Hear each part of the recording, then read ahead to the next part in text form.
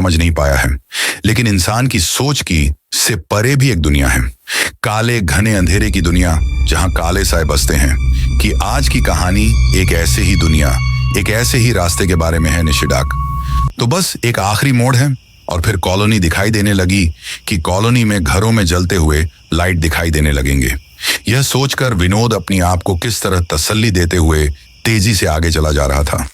उस रास्ते से गुजरते वक्त विनोद ने 1000 बार अपने आप को यह समझाया होगा कि नजर उठाकर आसपास सामने कहीं देखना नहीं है।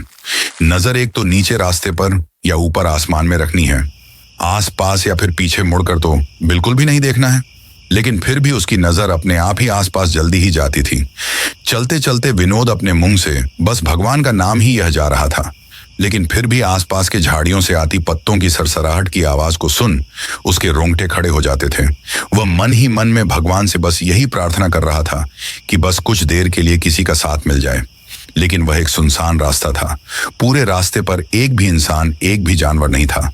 रास्ते के दोनों तरफ बस ऊंची ऊंची पेड़ थे, घनी झाड़ियां थीं और उनके बीच से गुजरती तेज हवाओं की वजह से विनोद को हर वक्त एक अजीब सी आवाजें सुनाई दे रही थीं। कुछ महीने पहले ही उसका एक दोस्त दीपक इसी रास्ते पर गायब हो गया था। जब उसे ढूंढा गया तो उसी रात को मिला भी था, लेकिन एक अजीब सी हालत में। वह मिला वहीं झाड़ियों में कहीं खड़ा था, इसी पेड़ की तरह एकदम सीधा और सख्त। लोगों से सुना था कि जब वह मिला था उसकी आंखों की पुतलियां गायब थीं और तब वह अपने मुंह से एक अजीब सी आवाज निकाल रहा था। मैंने उसे देखा तक नहीं था, मतलब गांव वालों ने उसको किसी को भी देखने नहीं दिया था। सुना था कि वह नजारा इतना भयानक दिखाई दे रहा था कि शायद उसे देख लोग सदमे आ जाते, इसलिए किसी को भी उसे देखने नहीं दिया गया था। उसी रात उसकी मौत हो गई थी तो गांव वालों ने उसी वक्त उसका चुपचाप से अंतिम संस्कार भी कर दिया था। विनोद को नहीं पता यह कितना सच है, लेकिन 14 साल के विनोद को डराने के लिए इतना काफी था। हाँ, विनोद, दीपक और वरुण 3 दोस्त एक साथ स्कूल में पढ़ा करते थे और स्कूल के बाद हमेशा ट्यूशन के लिए पास की कॉलोनी में जाया करते थे। ट्यूशन से घर आते आते हुए हर रोज रात के 8 बजते थे, लेकिन तीनों एक साथ कॉलोनी के उस रास्ते से आया जाया करते थे, तो उन्हें कभी भी उस रास्ते पर डर नहीं लगा था। लेकिन एक वक्त विनोद और वरुण दोनों एक साथ बीमार पड़ गए और कुछ दिनों तक दीपक को अकेले उस रास्ते से आना जाना पड़ा। उसके 2-3 दिन बाद एक रोज दीपक विनोद के घर आ गया और दीपक ने तब विनोद को बताया भी था कि उस रास्ते पर उसे कुछ अजीब सा महसूस होता है। वह बहुत सारे लोग हैं, ऐसा लगता है जैसे हर वक्त तो बस से घूरते रहते हैं और इसलिए उस रास्ते से आने जाने में उसे बहुत डर लग रहा है। लेकिन तब विनोद उसकी बात का मतलब समझ नहीं पाया था। न फिर उसके अगले ही दिन दीपक के साथ को हादसा हो गया। उस रात दीपक ट्यूशन से घर वापस नहीं लौटा। घर आते जाते दीपक बीच रास्ते में ही कहीं गायब हो गया था।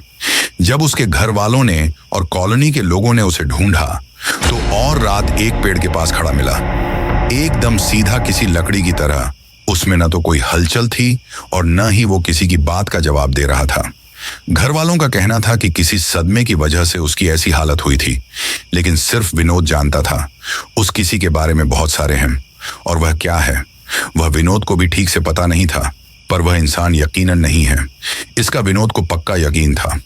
उस घटना के बाद वरुण और विनोद दोनों एक साथ ही उसी रास्ते से गुजरने लगे थे।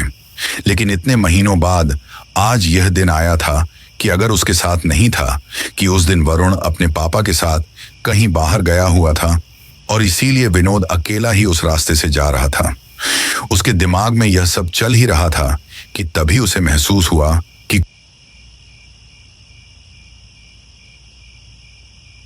कोई उसके पीछे पीछे चला आ रहा है। पीछे से आती हुई कदमों की आवाज उसे साफ साफ सुनाई दे रही थी, लेकिन जैसे जैसे वह आवाज और साफ होती गई से विनोद समझ गया कि वह जो कुछ भी है वह उसकी ओर ही चला रहा है। अब वह जो कोई भी था वह विनोद बस कुछ कदम दूरी पर था। पीछे मुड़कर देखने की उसकी इच्छा तो थी, लेकिन हिम्मत नहीं हो रही थी। वह भले ही किसी इंसान के कदमों की आवाज लग रही थी, लेकिन क्या पता पीछे आने वाला इंसान ही है या कुछ और, क्योंकि जब दीपक गायब हुआ था तो उस दौरान विनोद ने बुजुर्गों को यह बात करते हुए सुना था कि कॉलोनी के आसपास निशिडाक है। विनोद को इस सब के ज्यादा कुछ पता तो नहीं था, लेकिन अपने दोस्तों को उसने कई बार इस बारे में बात करते हुए सुना था कि निशी का मतलब होता है रात और डाक का मतलब होता है बुलाना या अंधेरी रात में मौत का बुलावा। और अगर एक बार कोई इंसान उसके इशारे पर चला जाए तो वह लौटकर वापस नहीं आता है। कहते हैं कि निशी उस इंसान को मार देता है। वह कोई भी भूतिया, कोई भी चुड़ैल हो सकती है जो आपके किसी नजदीकी इंसान के रूप में या फिर उसकी तरह आवाज देकर आपको बुलाती है। अब मानने वाले इस बात को मानते थे, बाकी लोग इसे बस बकवास समझते थे ना, क्योंकि इतने सालों में वहां इतने लोग गायब नहीं हुए थे कि लोग निशी डाक पर यकीन करते। और फिर दीपक के गायब होने के बाद फिर जिंदा मिला भी तो था। चलते चलते वह इस बात को अपने मन से निकालने की पूरी कोशिश कर रहा था। एक वक्त उसने यह भी सोचा कि पीछे जो कोई आ रहा है वो उसके के नजदीक आने से पहले ही तेजी से दौड़कर रास्ता पार कर लेना ठीक होगा। लेकिन अगले ही पल यह सोचकर कांप उठता कि अगर वह इंसान नहीं हुआ तो उसे मुझे पकड़ने में ज्यादा वक्त नहीं लगेगा। कहीं अगर दौड़ते वक्त वह किसी साए की तरह सरकता हुआ मेरे सामने आकर खड़ा हो गया तो, या फिर आसपास की झाड़ियों से सरकते हुए बाहर निकलकर मुझ पर झपट पड़ा तो विनोद के दिमाग में एक साथ कई सारे बुरे ख्याल आ रहे थे तो हैं, लेकिन कुछ भी करने की उसमें जरा भी हिम्मत नहीं थी। और फिर जैसे ही वह कदम उसके साथ चलने लगे, एक पल के लिए उसका दिल जैसे बैठने गया। लेकिन अगले कुछ ही सेकंड में वो इंसान लंबे कदमों के साथ विनोद के आगे निकल गया।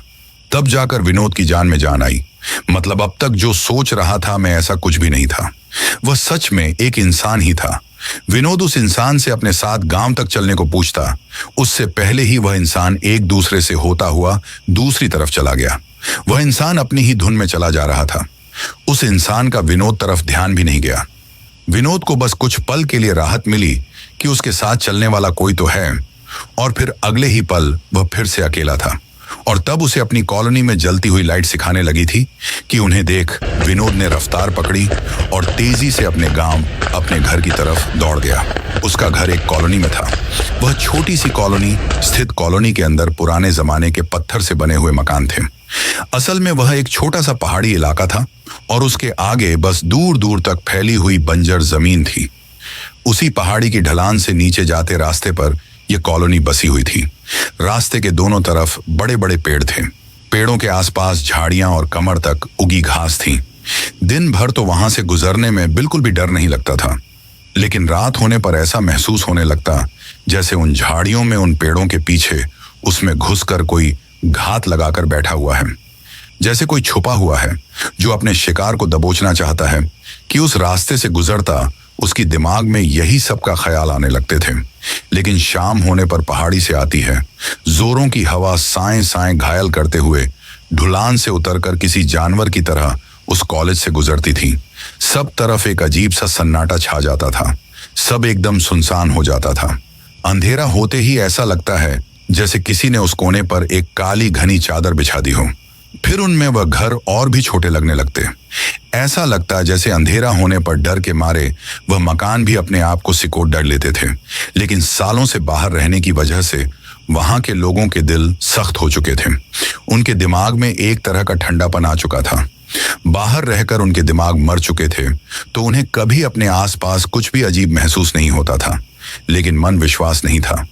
वह तो बस एक 14 साल का लड़का था कि उसका मन अभी नाजुक था, किसी बच्चे की तरह था। वह हमेशा अपनी ही दुनिया में खोया रहता। कभी कभी उसे ऐसा लगता कि यहाँ जो लोग रहने आए हैं, यहाँ के पहाड़ों, पेड़ों, हवाओं को पसंद नहीं है, और वह सब जैसे बार बार इन सब लोगों को यहाँ से जाने के लिए कह रहे हों। लेकिन फिर भी विनोद कुमार आज तक जो भी महसूस हुआ था उसने अपने उस डर के बारे में कभी भी किसी को बताया नहीं था। दीपक को गए हुए अब कई महीने हो चुके थे, लेकिन दीपक के गायब हो जाने के बाद से विनोद आज भी उस राह से गुजरने से डरता है। आखिरकार दौड़ते भागते विनोद अपने घर पहुंच गया, हमेशा की तरह डरा डरा सा। लेकिन घर में किसी को भी उसकी तरफ ध्यान देने के लिए वक्त नहीं था। पिताजी थोड़े सख्त स्वभाव के थे और माँ भी हमेशा अपने कामों में लग रहती थी। अब जो रसोई घर में खाना बना रहे थे और पिताजी अपनी आराम कुर्सी पर बैठ आज का अखबार पढ़ रहे थे। विनोद अपने डर को छुपाने के लिए सीधे अपने कमरे में चला गया और वहां जाकर वो अपने बिस्तर पर लेट गया। एक रोज उसने अपनी माँ से और पिताजी से यह बात कहने की कोशिश की थी, पर उनको यही लगता कि विनोद ट्यूशन न जाने के लिए बहाना कर रहा है और इसलिए ये सब नाटक है। लेकिन रोज ट्यूशन से आने के बाद उसका वह सफेद पड़ा और पसीने से भरा हुआ चेहरा, घबराई हुई नजर, कांपते होंठ और थरथराती आवाज की तरफ घर में किसी का भी ध्यान नहीं जाता था। उसने वहां किसी को ठीक से देखा तो नहीं था, लेकिन उसने यह महसूस जरूर किया था कि उसे देखने के लिए उन झाड़ियों में कोई इकट्ठा हो जाता है और जब विनोद उस तरफ देखता है तो वह किसी काली परछाई की तरह सरकते हुए झाड़ियों की पेड़ों के पीछे छुप जाता है। उसे यह एहसास हर वक्त बना रहता है कि पेड़ों के पीछे छुपकर चोरी छुपे को उसे देख रहा है। अगले दिन ही वरुण फिर से स्कूल जाने के लिए तैयार हो गया। अब विनोद और वरुण दोनों साथ उस रास्ते से जाने लगे थे। तब कहीं जाकर विनोद ने राहत की सांस ली थी। दोनों जब भी साथ होते तब उसे ऐसा कोई एहसास नहीं होता था, लेकिन जब अकेला होता उसे वह ब्रेक ख्याल आने शुरू हो जाते। मनीश्वर उनको वह सब कुछ बताना चाहता था, लेकिन उसे यह डर भी लग रहा था कि कहीं उसकी बात सुनने के बाद वरुण ने डर के मारे ट्यूशन आना ही बंद कर दिया तो उसे फिर अकेले ही उस रास्ते से जाना पड़ेगा। अगले बस कुछ दिन तक यह सब ठीक रहा और फिर एक दिन वही हुआ जिसका विनोद को डर था। एक शाम स्कूल से छूटने के बाद वरुण ने कहा कि वह ट्यूशन नहीं आने वाला है। जो बात सुनकर विनोद एकदम से चौंक गया। विनोद ने वरुण से पूछा कि क्यों ऐसे अचानक ट्यूशन बीच में ही छोड़ रहा है, तो वरुण ने कहा कि उसे रात में उस रास्ते से आने जाने में डर लगता है और जब उसने अपने घर वालों को यह बात बताई तो घर वालों ने उसे तुरंत ट्यूशन बंद करने को कहा है। तो विनोद ने वरुण से पूछा, क्या तूने भी उस रास्ते पर कुछ अजीब सा महसूस किया है? तो वरुण ने अपना सर ना में हिलाते हुए कहा, नहीं रे, लेकिन दीपक की मौत के बाद से मुझे ठीक नहीं लगा। उस रास्ते पर हमेशा एक अनजान सा डर लगा रहता है। उस दिन विनोद भी ट्यूशन नहीं गया स्कूल से, वह दोनों भी सीधे घर चले गए। मनीष ने सोचा कि वरुण की तरह घर पर बताने के बाद उसका भी ट्यूशन बंद हो जाएगा, लेकिन उसे घर में देखकर उसके पिताजी काम से वापस आते हैं उस पर गुस्सा हो गए। उन्होंने विनोद को काफी खरी खोटी सुनाई। विनोद ने कई मिन्नतें की, लेकिन वह सुनने को राजी ही नहीं थे। माँ ने भी एक विनोद का पक्ष लेते हुए उनके पति को समझाने की एक नाकाम कोशिश की। कहा कि शायद आपने विनोद की ओर ध्यान नहीं दिया है, लेकिन पिछले कुछ दिनों से उसकी हालत खराब होती जा रही है। पिछले कुछ दिनों से वह ठीक से खाना तक नहीं खा रहा, बस डरा डरा और सहमा सा रहता है। लेकिन पिताजी ने सख्ती से कहा कि बहानेबाजी बिल्कुल भी नहीं चलेंगे। विनोद ट्यूशन की पूरी फीस उन्होंने पहले ही भर दी है और विनोद पढ़ाई में भी कुछ खास नहीं है, तो वह यह बिल्कुल भी नहीं चाहेंगे कि किसी अफवाह की वजह से उसका नुकसान हो जाए। इतना सब कुछ समझाने के बावजूद विनोद पिताजी एक नहीं माने। मतलब विनोद का हमेशा की तरह ट्यूशन जाना तय था। अब विनोद पिछले वक्त की तरह अकेला ही उस रास्ते से गुजरने लगा था। अब वो रोज डरा डरा सा रहने लगा था। उसकी तबीयत भी अब दिन ब दिन खराब होती जा रही थी। रात रात भर उसे नींद नहीं आते थे। उस रास्ते के बारे में सोच वह अचानक डरकर नींद से जागता था। एक अनजान धर्म जैसे से घेर लिया था, लेकिन उसके पिताजी को लगता कि यह सब ट्यूशन न जाने का बहाना है और वह विनोद की ओर बिल्कुल भी ध्यान नहीं देते थे कि ऐसे ही दिन गुजरते चलेंगे। विनोद हर दिन एक अजीब से खौफ में जीने लगा था और फिर ठंड के मौसम को शुरुआत हो गए। अब धीरे धीरे दिन जल्दी डालना शुरू हो गया था। विनोद को इस बात का अंदाजा था कि आप 6 बजे तक अंधेरा हो जाता है, तो वह जल्द से जल्द ट्यूशन से निकलकर घर जाने की कोशिश करता था। ट्यूशन शहर से बाहरी जगह पर होने की वजह से वहां लोगों का आना जाना कम ही हुआ करता था और आखिरकार वह दिन आ गया। विनोद अकेला ही उस रास्ते के एक छोर पर खड़ा था। सामने उन्हें ऊंचे घने पेड़ों की पंक्तियां थीं, आसपास घनी झाड़ियां और घास थीं और उनके बीच से वह सुनसान रास्ता गुजर रहा था। आज न जाने क्यों उस रास्ते पर आगे बढ़ने की विनोद की जरा भी हिम्मत नहीं हो रही थी। जैसे आज उसे अंदर ही अंदर यह महसूस होने लगा था कि आज वह दिन है कि आज वह सब उसे नहीं छोड़ेंगे। न जाने कब से वह बस उसके आने का इंतजार कर रहे हैं। वहीं जो उसे रोज छुप छुप कर देखते हैं, वहीं का निर्णय जैसे सड़क तो है। साय मनीष खड़े खड़े ही रास्ते को बस घूर रहा था। आज हवाएं भी पहले से ज्यादा तेज थीं। पहाड़ से उतरती हवाएं उन पेड़ों के बीच से आवाज करते हुए गुजर रही थीं और उनकी आवाज को सुन विनोद के रोंगटे खड़े हो रहे थे। घर जाने में देर हो रहे थे, लेकिन विनोद को आगे बढ़ने से आज बहुत डर लगने लगा था। एक तरफ विनोद था तो दूसरी तरफ उसका घर था, लेकिन उन दोनों के बीच जो दूरी थी उसे तय कर पाना आज बहुत मुश्किल लग रहा था। कई देश से वह इंतजार कर रहा था कि अगर किसी का साथ मिला तो वह किसी तरह रास्ते को पार कर लेगा, पर 20 से 25 मिनट गुजर गए। वह उसी रास्ते के सामने खड़ा था, अब कि वहां कोई नहीं आया था। बहुत देर हो जाने की वजह से विनोद ने एक बार फिर घबराई हुई नजर से उस रास्ते को देखा, लेकिन तब उसे वहां कोई भी हलचल महसूस नहीं हुई। विनोद अकेला था, एकदम अकेला। अब और भी देर हो रही थी। किसी भी तरह उसे उस रास्ते से जा रही थी कि उसका मन उसे बार बार यह कह रहा था कि आज कुछ तो बुरा होने वाला है। आखिरकार हिम्मत कर अपना सर झुकाकर तेजी से चलने लगा। न जाने क्यों, पर विनोद के दिल की धड़कन है अचानक से तेज हो गई, जैसे से किसी अपशकुन का आभास हो गया था। वह हमेशा की तरह भगवान का नाम बड़बड़ाते हुए जा रहा था। उन पेड़ों में, उन झाड़ियों में कुछ हलचल होती, लेकिन उस तरफ देखा तक नहीं था कि चलते चलते वह लगभग दौड़ नहीं लगा था। तब उसे ऐसा लगा कि आज तक पेड़ों के पीछे छुपा हुआ था, आज तक जोर से चोरी छुपे देखा करता था, वह बाहर आ चुका है। उसे दौड़ता हुआ देख उस पर हंस रहा है। विनोद तिरछी नजर से आसपास नजर घुमा रहा था। उसे उसके साथ साथ उन पेड़ों के बीच से सरकती वह साफ नजर आ रहे थे। उनकी वह लालच से भरी नजर को देख पा रहा था, लेकिन सीधे सीधे देखने की हिम्मत नहीं थी। उसे यह डर लग रहा था कि कहीं उन्हें पता चला कि विनोद को यह पता है कि वह उसे ही देख रहे हैं, तो कहीं वह उन झाड़ियों से निकलकर सामने ना आ जाए। और एक पल बहुत जोर का हवा का झोंका आया। पेड़ों से, झाड़ियों से कोई चीज तेजी से सरकती हुई रास्ते के किनारे आ गई थी कि यह महसूस होते ही विनोद अपनी जगह पर ही रुक गया। उसे ऐसा लगा जैसे उसके पीछे कोई हरकत हुई हो। उसे एक पल के लिए उसके साथ जैसे उसके सीने में ही अटक गई थी, और वह अपनी मां को आवाज देते हुए चीख पड़ा कि तब उसे एक हंसने का शोर सुनाई दिया है कि जैसे कई सारे लोग, कई सारी परेशानियां एक साथ हंस रही हों। उसे बार बार यह एहसास हो रहा था कि आसपास की झाड़ियों में कोई अनजान साया सांस रोककर छुपा हुआ है। अब विनोद का सिर चकराने लगा, आंखें गोल गोल घूमने लगी। उसकी हाथ तो बुरी तरह से कांप रहे थे। आसमान पर उसकी नजर टिक नहीं रहा। उसने पूरी ताकत से अपने हाथों की दोनों मुट्ठियों को बंद कर लिया, क्योंकि किसी ने उसे अपने दोनों हाथों में पीछे से पकड़ रखा था। वह क्या था, कौन था, पता नहीं, लेकिन विनोद की सारी ताकत खत्म हो चुकी थी। विनोद अपने आप को छुड़ाने की नाकाम कोशिश कर रहा था। तभी उसने एक किसी की आवाज सुनी, लेकिन विनोद ने आवाज को सुना, लेकिन उस आवाज की ओर देखने की उसकी हिम्मत नहीं थी। ठीक है विनोद, मैं हूं तेरा दोस्त, मैं दीपक हूं। कि विनोद ने मुड़कर झाड़ी की तरफ देखा था। हैं तो एक साया सरकत तक वहां पेड़ों के पीछे से बाहर आकर खड़ा हो गया। हाँ, विनोद तो बस किसी पुतले की तरह से देखता रहा, वह उसका ही दोस्त था। दीपक वह विनोद को देखकर हंस रहा था।